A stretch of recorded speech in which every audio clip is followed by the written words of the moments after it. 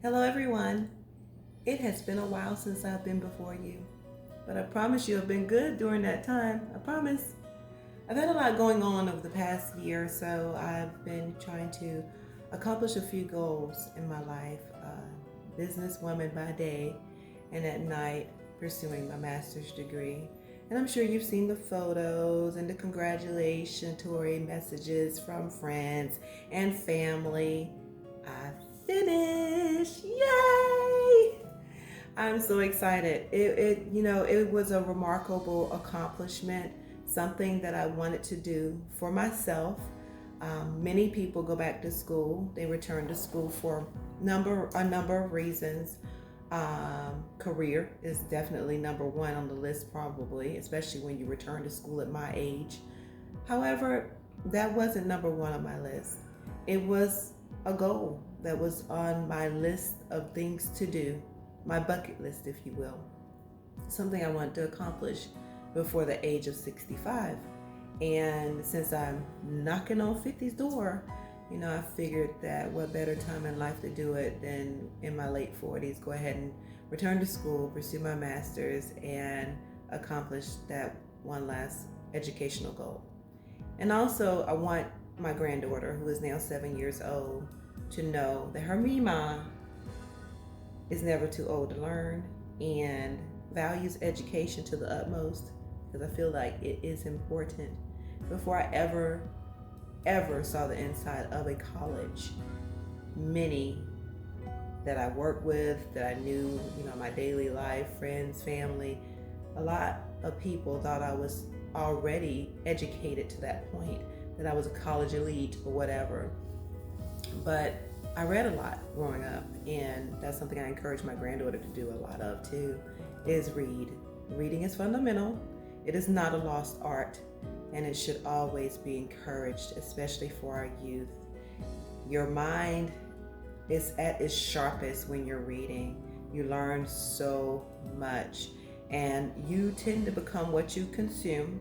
I love reading all different types of genres, all different types of novels and books, and fiction, nonfiction. I kind of poured a lot into my mind when I was younger, and I learned a lot through my studies, through my reading, and it became a part of me. So you really do become what you consume.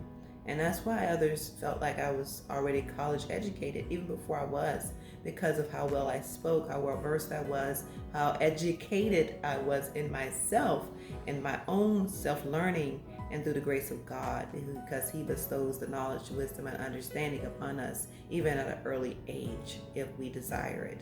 So I would encourage you, like I encourage my young 7-year-old granddaughter, read. Reading is fundamental. Educate yourself.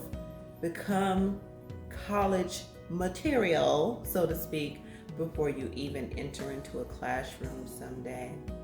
Because really, it starts at home. It starts with you.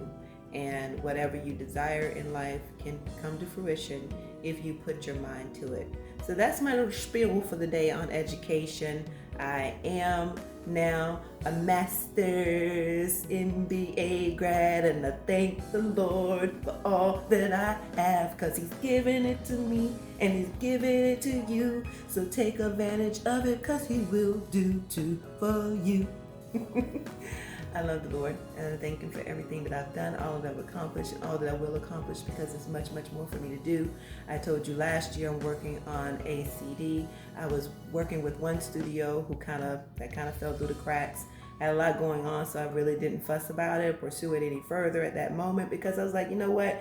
All in due time. God has all of our lives mapped out. He knows exactly when I should pursue that and who I should pursue it with as well, as far as studios are concerned. So I'm trusting in God's plan. I may not see it right now which studio I'm going to be working with next, but guess what? I know that it's going to come to fruition, because I know what God has given me. He's given me talents that He does not want me to waste. He wants me to bless His people with them, and I plan to do exactly that. So I ask that you stand beside me, help to continue to keep me encouraged as I encourage you. Let's lift each other up. Let's build each other up. And let's all pursue our goals, whatever they may be. Whatever God has for you is going to be for you. No one can take it from you. Only you can be the one that stands in your way of your blessing. Because if you get out of your way, get out of your own way, I tell myself often, remove self. Let God take over. But always remember that God's the one who's really leading and in control. And if you give him the reins and let him run with it, he's always going to lead you in the right direction. He'll never lead you astray. So trust in God's plan no matter what you do. And again, reading's fundamental. Pick up a good book. Read one of your favorite novels. If you've seen a movie and they said it was based on a true story, read the story. I guarantee you get more out of that book than you will that movie, because it always has so much more detail in it. And your mind, oh my God, I can't even speak. I can speak volumes about how your mind is so creative and how it will take and turn that magical, wonderful story that you're reading into something unique and different that a movie screen can never capture for you. So, I'm not knocking movies because I'm a movie lover myself, but I'm a book lover before a movie. So, pick up one of your favorite books that's based on, when you watch a movie and you find out it's based on a true story. Pick up that book, read that book, and you'll find out you probably like it a whole lot better.